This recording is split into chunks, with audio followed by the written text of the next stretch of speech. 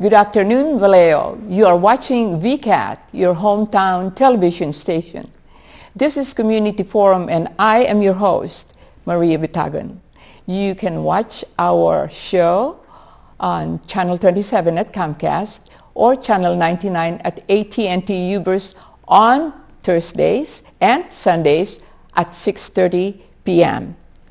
My guest today is the Vice President of the University Advancement at California Maritime Academy at California State University. Help me welcome Mr. Robert Arp, and thank you for coming today. We would like to get a self-introduction from you, sir. It's always nice so that we won't miss anything. And also, of course, we want to know what you do as Vice President for University Advancement. Sure. Thank you, Maria. It's a pleasure to be with you today. As you said, I'm Bob Arp. I've lived in Vallejo for about 3 years. Wow. Purchased a home last year and delighted to be a member of the community. I'm in my role as Vice President for University Advancement. I'm part of the leadership team at your Cal State University. I have the pleasure of really working with a lot of our external audience. I'm involved with our fundraising, overseeing our alumni relations with our graduates around the country, as well as our marketing and media relations. And part of my portfolio as well is government relations. So I interface between the campus and our elected officials in Washington, D.C. and Sacramento, as well as here locally. I also have another title, which is that of Executive Director for the Cal Maritime Foundation. This is the charitable arm of the university, and we're the ones that receive all of the gifts and private grants that come in through the university.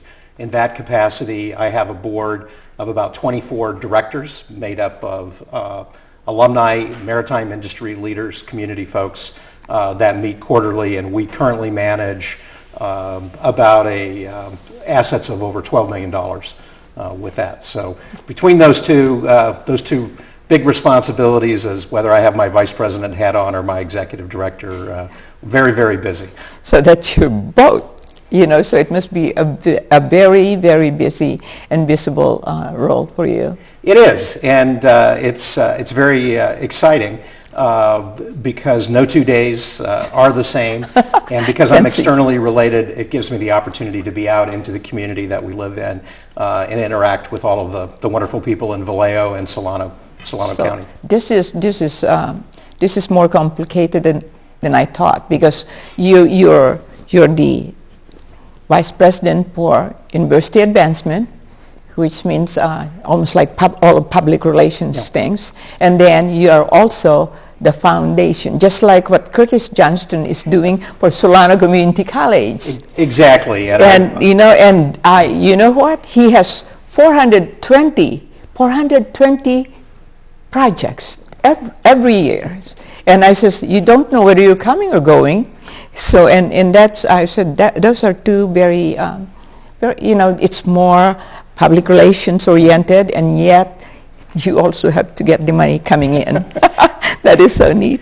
So Cal Maritime has recently, this is something that I am so interested in, because when it did not belong to you, there are lots of things happening out there. So Cal Maritime has recently acquired another hotel that is adjacent to the campus. Tell us a little bit about the motivation behind the acquisitions and the plans for its use. Sure. We're very pleased to be able to announce to the community our acquisition of the motel. Yes. Right before school was out. This is part of our overall strategic plan. You're going to see a lot of things to come in the years ahead. Mm-hmm. But this was part of our strategic plan. We are a residential campus. It's a requirement at our Cal State University to live on campus. We have some waivers for some upper class students, and certainly with married students and veterans get an exemption. But we feel being a residential campus is very key to our academic success. Yes.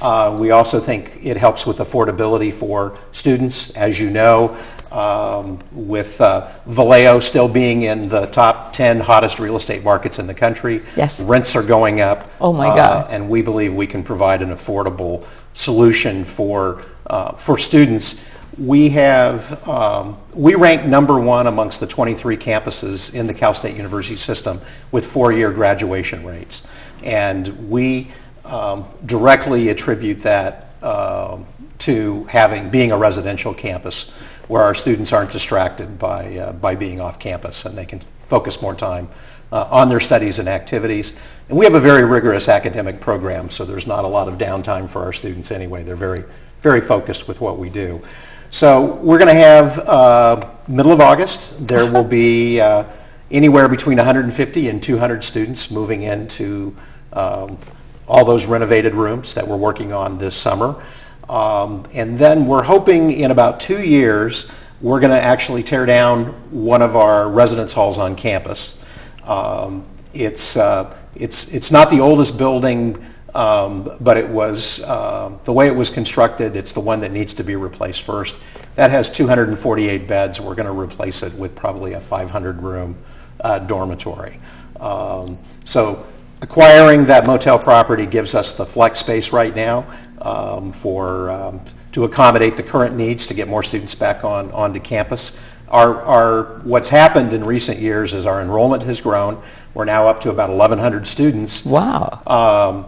But our housing hasn't grown during that time. That's right. So we're not in a position where we can go build housing and then try to raise the population. We have to wait till we have the students present, and then we can come up with our housing solutions on that. So we're very excited about it.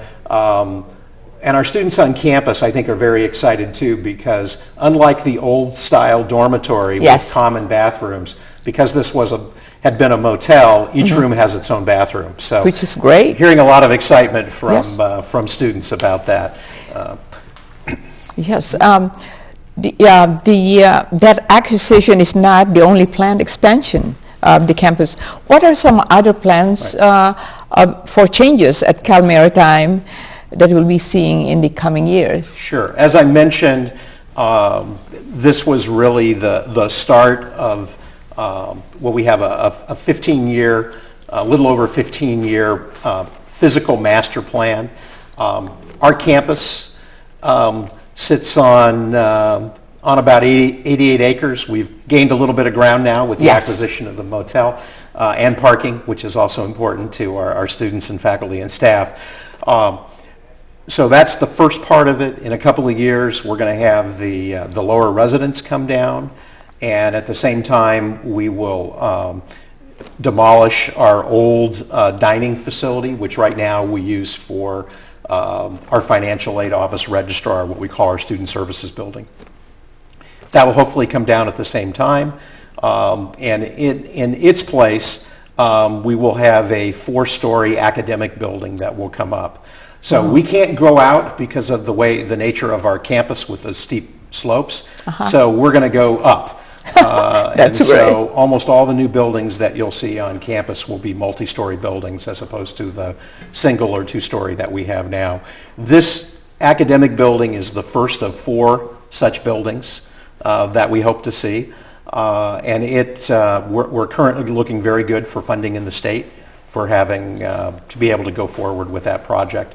The square footage alone in that building will be greater than all of our current classroom and faculty office space. So what impresses me the most is that I think that the only way we can express is that the only thing to do for Cal Maritime is to go up. Yes. And every time last year I interviewed 3 people from from Cal Maritime Academy, and they were also talking about all kinds of rebuilding and changing structures in California at California Maritime Academy. What do you think when we say California Maritime Academy, without saying California State University? What is the magic about saying California Maritime Academy? Well, there are 6 maritime academies in the U.S. That's and we're right. the only one on the serving the whole Pacific Coast. That's right. So most of our Cal State University counterparts have what's known as a service area, and it's the immediate geographic area. We, however, have no boundaries with that, and we also, because of our relationship with the federal government, who provides our ship every year, it's expected that we'll have 15% or more of our students from either the states of Alaska, Washington, Oregon, or Hawaii. Yes. And in fact, I was a little rushed to getting here today because I was on the phone with an individual that's helping us develop scholarships from our industry partners in Hawaii and Alaska to kind of bolster the number of students that we get from those states. So we serve a much broader audience. We're very, very unique. We have currently only 6 majors. Most of those are STEM related, engineering with math and science. We're looking, part of our growth in the future is we are adding an oceanography program. Yes. It won't be launched this fall, but fall of 19. And that's going to be an exciting program to add to our school. We anticipate that over the next many years that we'll increase probably by around 650 to 750 students. We can do that without sacrificing any quality in our program, and actually we'll generate some efficiencies in lowering the cost per student. The reason why I'm so excited to interview people from Cal Maritime Academy is because when they graduate from Cal Maritime Academy, could you please talk a little bit about how fast they go to work and how much they earn? Sure. Because that's basically something that, I think that everybody should know about, because why move out of Vallejo and go to another state university when you can stay here and get the kind of job and amount of pay that you want? Yes. We're very, very proud of the fact that regardless of major, we average about a 94% job placement right out in school. That's it. And I really shouldn't say job, I really should say career. Career. We do not have many baristas among our alumni ranks. All right. Our graduates go into well-paying jobs. A good example of this is one of our engineering programs is called facilities engineering. These are folks who don't go to sea, but they work at large facilities, such as Kaiser Hospital, Sutter Hospital, Disneyland, other large hotels and resorts around the world. They're the folks running those physical plants, making sure that you have your ready supply of air conditioning, or in the case of a hospital, that you have sterile oxygen coming in when you're being operated on. Those students who graduate from that program usually have multiple job offers in their senior year, months before they graduate. We have one individual this year who in January had 3 job offers. Okay, beautiful. And he ended up going to work for a large biotech firm in South San Francisco. But he came to us and said, things went really well, my interviews went really well. I've got to start negotiating salary. Can someone help coach me on how to do that? Because I didn't know I would have 3 job offers with doing that. So we're very, very excited about that. Many of our graduates start off anywhere in the $70,000 to $100,000 range. It's a little frustrating, I think, to some of our faculty, because some of their students end up at higher salaries than they do. But the other thing, too, for our graduates that do go to sea and to sail, they have very low living expenses. Yes. And so they are able to, they're able to get ahead and pay off any student debt very quickly as a result of that. And many of these students are first generation to go to college. We're very, very proud of that. And we've been cited in a number of publications using federal data for the fact that we've taken students from the bottom 20% of household incomes in the country at the time they enter to after they graduate to being in the top 20%. which is great. Which is pretty amazing. Amazing, you know? So in addition to these physical changes, what about the academic side of it? Tell us about that. Yeah, so as I mentioned, you know, we're exploring adding new majors into our program. I mentioned the oceanography program that we're currently ramping up on. We're hiring faculty for that and developing the curriculum. We are also looking into areas, whether it's in a graduate master's program, certificate program, or part of our undergraduate program. We're looking in the areas of cybersecurity. Yes. This is an area of major concern to the maritime industry.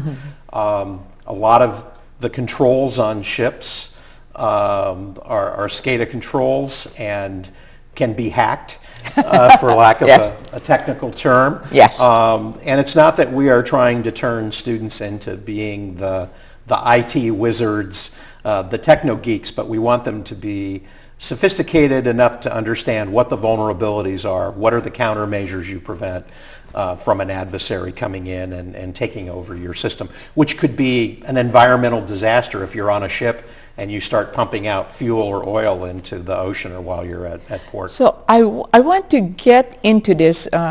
What will be the economic impact with the planned growth and the increased number of students, faculty, and staff? Yep. What would be the impact economically? I'm interested in the economic impact because, you know, as you know, for this entire city of Vallejo, but what other impacts? Yeah. This is, I'm glad you raised that because I think it's very important for the citizens of Vallejo and our elected officials to really appreciate what it means for Vallejo to be a college town.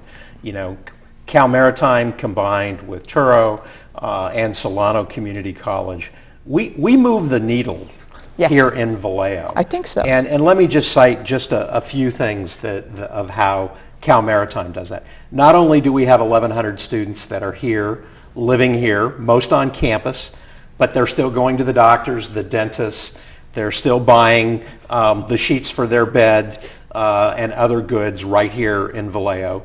But once a year we have homecoming and we have Parents Weekend. And all of those alumni and parents are staying in motels and hotels in the area when they come in here. We also have our athletics program, our keel haulers, and we have, throughout the school year, we have lots of teams that are here. And these teams come in with about 1 or 2 bus loads. They're also staying in the motels. They're eating in our restaurants. And I could go on and on with the kind of, you know, impact that we have that way. Okay, may I stop you there? Yeah. I want you to know that also the students of Cal Maritime Academy are so very good at actually volunteering. Yes. For services, volunteering for services, and also helping out the community.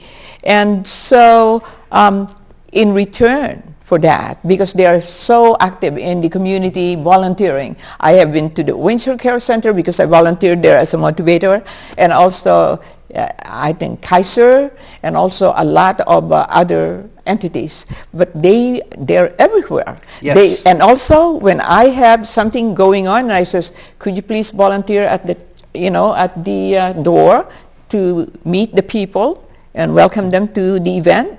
They are always there. So what are some of the ways that residents of Vallejo can engage with Cal Maritime Academy so that with all the benefits that we're getting from Cal Maritime and all the volunteering from your students, what can we do to engage, since you are actually, you know, the foundation chair? Well, one of the things that you know, that goes along with all of the volunteer hours that our students present, and in fact, I'm very confident this year we'll actually get a U.S. presidential citation for the number of volunteers. Wow. Our students do. We've been more than meeting that standard for the last several years, but this will be the first year that we're applying, and hopefully we'll get that certificate. So yes, we do a lot of things in the community, but one of the ways that the community can connect with our students is through our Cadet Community Connection. which is run by my colleague Joellen Meislick. And this is where community members serve as volunteer hosts for our students. Now, what does that mean? No, you don't have to put them up in your house. Yes. But for our students who are from out of area, it just gives them a place that they can land, that they can engage. I've been a host the last 2 years. I get together with my student from Southern California. We have them over for dinner from time to time, or we may go to see a movie or do an activity that's going on in town. And sometimes it's just playing taxi cab, being their Uber driver if they need to get to the airport to get home or whatnot. So the relationship's a little bit different with each host family. Yes. And sometimes some of these students are more engaged than others with that one, but it's a very popular program. But you just need to contact the school and we'll have you fill out the information and try to adopt you with one of our cadets. Okay, so we're very close to ending this program, and we are very happy that you came. So what I want you to do is address the Vallejo constituent of Cal Maritime Academy and tell them exactly what kind of help or what kind of things do you need from the community, because we should be able to work together on all of the things that are happening at Cal Maritime Academy. Sure. We are your Cal State University, and many folks know us as Cal Maritime. That's our brand. That's well and fine, but we are a Cal State University, one of the 23 campuses. We're often known as the hidden gem. So my challenge to you, Vallejo, is we just want to be the gem of the CSU, not the hidden gem. So please come to our campus. The public is always welcome. We have activities going on throughout the year. You can get tours of our ship, of our simulators. Homecoming is coming up. I believe it's October 6th, the first weekend in October. It's combined with the waterfront weekend. We'll have an open house, so make sure you come check us out. Could you also talk to them about booking events at Cal Maritime, and also what is Camp Newman? Right. Well, just very quickly. Yes, very quickly. We run a whole conference and events program. Our facilities are available for rent. The city will oftentimes hold meetings there. Other cities and other entities will have executive retreats. Beautiful waterfront views, great food. So if you or your organization wants to have a birthday party, an anniversary, or a fundraising event, please come check us out. We have, I'll close with, we had during the fires last year up north, unfortunately, Camp Newman, summer camp for kids, burned to the ground. And just absolutely devastating. But before the fires were even out, everyone kind of came together, and Camp Newman has found a home at Cal Maritime for the next 2 summers. Starting Sunday, we'll have 550 campers rotating through our campus from now until school starts in August. Thank you so much for coming. Sure. And whenever you need something, we are always happy to help. Terrific. And so thank you very much for coming today, and come again. You bet. Thank you. Thank you.